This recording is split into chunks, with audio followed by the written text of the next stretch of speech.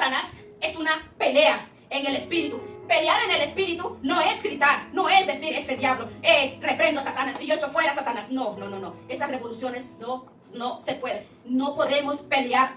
Nadie puede ni debe de llevar ese patrón, decir que va y reprendo a Satanás. Olvídate de ese patrón. Es tu integridad, es tu consagración. Eso es lo que te respalda a ti. Lo que a ti te respalda es la fidelidad, la obediencia, la santidad, la consagración, la justicia, la misericordia que hay en ti. Pero tú crees que si estás maltratando a tu esposo o tu esposa, ¿tú crees que el Señor te va a respaldar? No, claro que no. El que aportillar el vallado lo morderá la serpiente, dice la palabra. Entonces tú le das derecho a Satanás. La palabra dice, Santiago 4:7, someteos a Dios y el diablo huirá de vosotros. Se le aplica a todo, en la oración, en todo lo que tú hagas, en tu caminar. Cuando vienen los hijos, ¿tú crees que es un patrón? Es un patrón. Si usted lo escucha por todos lados, te reprendo, Satanás. Te reprendo, Satanás. ¿Sabe? Olvídese de ese patrón. Olvídese de ese patrón. Olvídese de eso. Eso no es de Dios.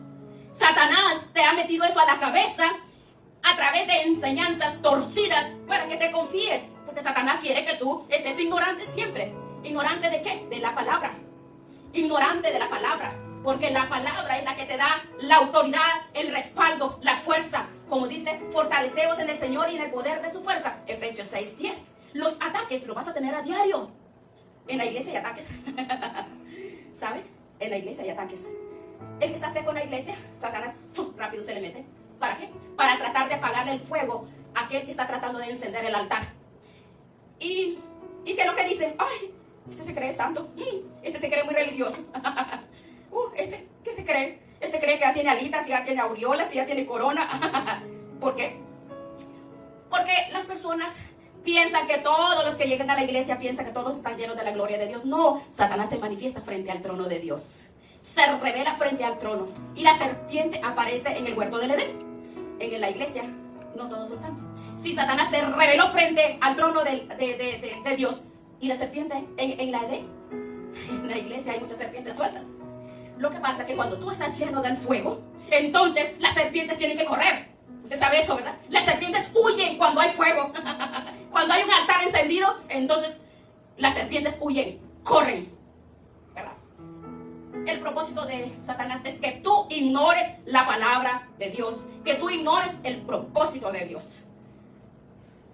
Satanás quiere que no te enteres, como que sepas como cuando los hombres se meten en adulterio. Satanás quiere que tú no te des cuenta qué es lo que pasa cuando tú ayunas. No quiere que tú te enteres cuando tú estás orando.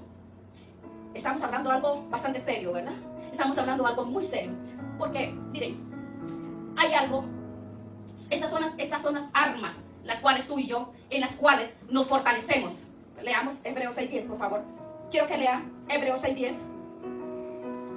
Efesios 6:10, por favor. Léalo. Por lo demás, hermanos míos, fortaleceos en el Señor y en el poder de su fuerza, vestidos de toda la armadura de Dios para que podáis estar firmes contra las acechanzas del diablo. ¿Ven? Entonces, fortaleceos en el poder de su fuerza. Fortaleceos en el Señor. Es en Él, a través del ayuno, la oración, la integridad, la obediencia, la consagración, la justicia, misericordia, consagración. Salmo 48, por favor, vea lo que dice. Vea lo que dice. Lea, por favor, lo que dice. El hacer tu voluntad, Dios mío. El hacer tu voluntad. Vea, el hacer tu voluntad. Oiga, el hacer tu voluntad me ha agradado. Es tremendo. ¿Por qué? Porque hay personas que hacer la voluntad de Dios les pesa. La hacen porque, bueno, es como las personas en sus casas. Déjame abrazar a mami, déjame abrazar a mis hijos. Tengo que, ya cumplí. Hay personas que así son, ¿verdad? Así no es. Es te amo, es algo del corazón. Es que no sé vivir sin ti. Cuando el Señor encuentra una casa donde dice, yo te amo, no puedo vivir sin ti. El Señor dice, no, espérate, déjame oír que en la tierra hay alguien que me está diciendo, no puedo vivir sin ti. Déjame derramar mi gloria, déjame derramar. Usted entiende lo que Dios, lo que habla el salmista David aquí. El hacer tu voluntad, Dios mío, ¿qué es? A ver, hacer tu voluntad al Señor lo pone contento, le hace sentir bien, lo pone feliz, se deleita, le da paz, le agrada. ¿Usted sabe qué nos agrada a nosotros? Un cafecito muy sabroso, y vamos ahí a la esquinita allá donde tenemos el cafecito y el pan. Bueno, entonces es una expresión como de ser la voluntad de mi Dios. ¿Cómo le va a ir mal a una persona que dice que se deleita en hacer la voluntad del Señor? Mire lo que pasa en una persona que hace la voluntad de Dios. Está fuera del radar de Satanás. Se perdió del radar. No hay forma que el enemigo lo alcance. Pueda que lo persiga, pero no lo va a alcanzar. ¿Sabe por qué? Porque si estás deleitado en la presencia de Dios, no te va a pasar nada. ¿Por qué? Porque estás dentro de la voluntad, dentro del cerco de Él. Entonces, ve usted, es beneficioso, es amar la voluntad de Dios. Amar la voluntad de Dios puede ser algo que nos duela a nosotros. Mire, el Señor Jesucristo dijo: oh Señor, la copa que me has dado a beber es amarga. Entonces, si tú quieres, pásala de mí, pero que no se haga mi voluntad, sino tu voluntad. Y como era la voluntad del Padre para rescatarnos a nosotros, se tomó la copa. ¿Se imagina? Cuando nosotros hacemos la voluntad de Dios, nosotros ganamos. No, el proceso en el cual nosotros tenemos, que Dios nos ha dado, no siempre nos va a tener en un proceso. Pero hay quien le dice: yo quiero hacer tu voluntad, Señor, pero a mi manera. Pero cuando le decimos: Señor, yo quiero hacer tu voluntad, y yo pongo mi voluntad a tus pies, Señor, que no sea como yo digo, Señor, como tú quieras, Señor, porque lo que sea que tú quieras, yo lo voy a hacer, Señor. Yo lo voy a obedecer. Como dijo el salmista, el hacer tu voluntad, Dios mío, me ha agradado, y tu ley está en medio de mi corazón. ¿Dónde está? ¿Dónde está la ley de Dios? ¿Dónde está la ley de Dios? ¿En la Biblia? ¿O en tu cartera? ¿En la cartera? Otros lo tienen en un estante, otros en el cuarto, otro en el teléfono. No, el salmista decía: en mi corazón. Porque una cosa es tener una Biblia y otra cosa es que la Biblia me tenga a mí. Sí podemos entender. Una cosa es tener una Biblia en la mano y otra cosa es tenerla aquí en mi corazón. Es más, cuando Jesucristo habló con Satanás sobre la palabra, le dijo: no solo de pan vivirá el hombre, sino de toda palabra que sale de la boca de Dios. Mateo 4. Él no le estaba leyendo la Torah. ¿Sabe qué estaba haciendo? Lo estaba sacando de su corazón. ¿Por qué? Porque de lo que está lleno el corazón. Tú no ves cuando antes que eras cristiano y te tropezabas y decías una mala palabra, ¿verdad? Pero ahora si te machucas, si te cae algo en el pie, dices: ¡ay, gloria a Dios! ¡Aleluya! Y el dedo reventado y ¡aleluya! Pero porque ya no te sale la mala palabra. ¿Por qué? Porque es lo que está lleno tu corazón. Porque de lo que está ahí en el corazón es lo que habla la boca. ¿Ve? Ahora, Dios desea que conozcamos su voluntad. Qué hermoso es el Señor, ¿verdad? Efesios 5, 17. Por tanto, dice: no seas insensatos, sino entendido en cuál sea la voluntad de Dios. O sea que el que no entiende la palabra es insensato. ¿Por qué? Porque no entiende la voluntad de Dios. Entonces, además, escuche bien, Dios quiere que esa comprensión de su voluntad en la que nos guíe en todas nuestras decisiones, de acuerdo como nosotros obedecemos a Dios, así manejamos nuestra finanza, así tratamos a las personas que viven con nosotros, así tratamos al prójimo también, así hacemos negocios. E incluso la manera como tú te relacionas con Dios es la forma como tú te relacionas con tu pareja, con tus hijos, con tus amigos, con tus vecinos. La manera como tú te relacionas con Dios es como la manera tú te vistes también, ¿verdad?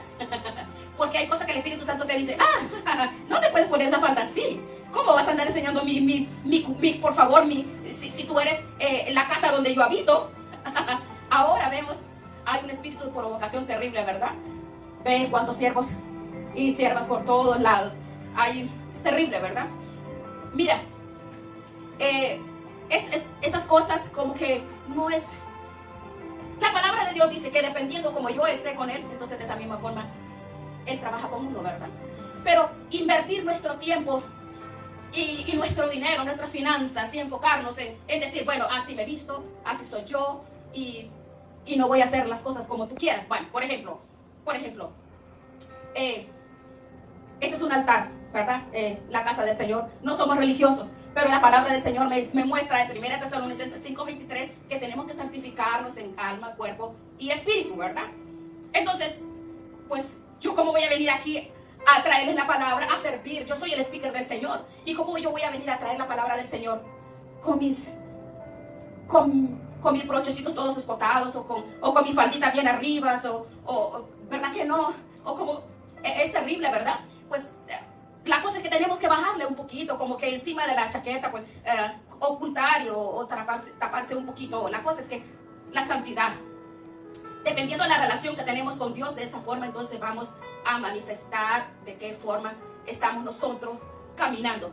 Porque la provocar la seducción no viene del Señor.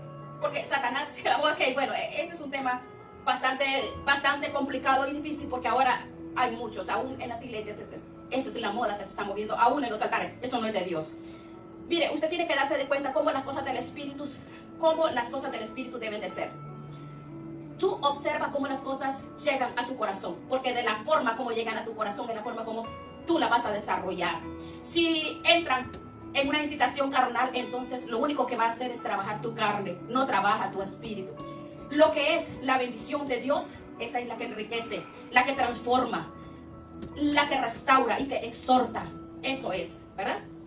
Mire, hay personas que son bonitos por fuera, pero cuando tú lo destapas y ves lo que hay dentro de ellos, hay tanto veneno, mucho más veneno que lo que hay en una víbora. Pero Satanás sabe que a ti te agrada lo bonito, le pone unos regalos, a los regalos les pone coberturas hermosas para hacer caer a los jóvenes.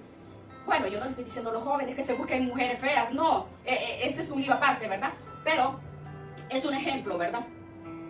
Pero un hombre y una mujer, o uno de los jóvenes, al elegir su compañero o su compañera, lo que tiene que hacer, ¿sabe cuál es lo que más embellece a la prometida que tú quieras? No es la ropa cara, no es el vehículo en que camina la persona, o no es que si esté subidito de peso o bajito de peso, no, es el nivel de consagración que tú le ves a esa persona con Dios.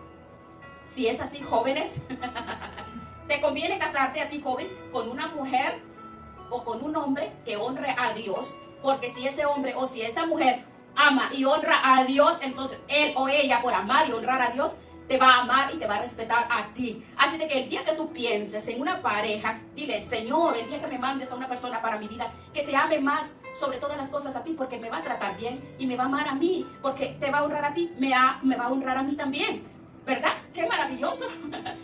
Bueno, entonces, Colosenses 1:9, por lo cual también nosotros, desde el día, oigan, mire qué hermoso, desde el día que lo oímos, no cesamos de orar por vosotros y de pedir que sean llenos de conocimiento y sabiduría.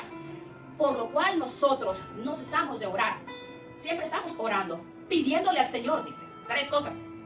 Número 1, ¿cuál es? Que sean llenos del conocimiento de la voluntad del Padre, de Dios. Ay, Señor, es que si conozco la voluntad de Dios, no me voy a tribular por nada.